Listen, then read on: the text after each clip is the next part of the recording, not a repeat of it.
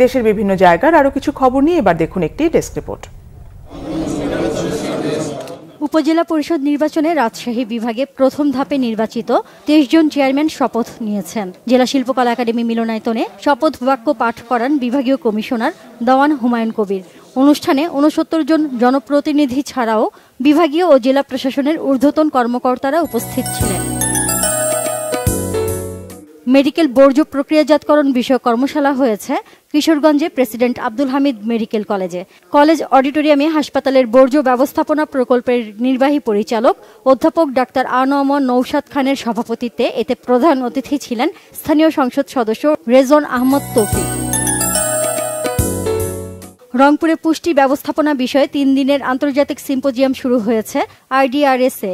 প্রথম দিনে বক্তব্য রাখেন বেগম রোকেয়া বিশ্ববিদ্যালয় উপাচার্য প্রফেসর মোহাম্মদ হাসিবুর রহমান ও জাতীয় পুষ্টি পরিষদের ভারপ্রাপ্ত মহাপরিচালক ডক্টর মোহাম্মদ মাহবুবুর রহমান। বাংলাদেশ অর্থনৈতিক অঞ্চল কর্তৃপক্ষ বেজার উদ্যোগে অংশীজনদের সাথে মতবিনিময় সভা হয়েছে চট্টগ্রাম জেলা প্রশাসকের সভাকক্ষে।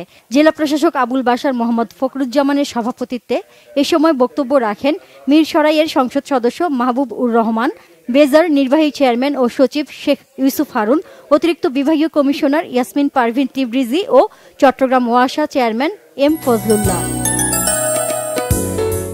আগামী 1 জুন নাটোরে 2.5 লাখ শিশুকে ভিটামিন A+ ক্যাপসুল খাওয়ানো হবে বলে জানিয়েছেন civil surgeon doctor Mohammad Mashiur Rahman. Civil সার্জনের সম্মেলন কক্ষে ওরিয়েন্টেশন কর্মশালায় এই তথ্য জানান তিনি। এদিকে জাতীয় ভিটামিন A+ ক্যাম্পেইন উপলক্ষে যশোরে জেলা সিভিল সার্জন কার্যালয়ের সভাকক্ষে জেলা অবহিতকরণ পরিকল্পনা সভা ও সাংবাদিক ওরিয়েন্টেশন হয়। সভাপতিত্ব করেন ভারপ্রাপ্ত civil surgeon doctor Nazmus Sadik Rasel.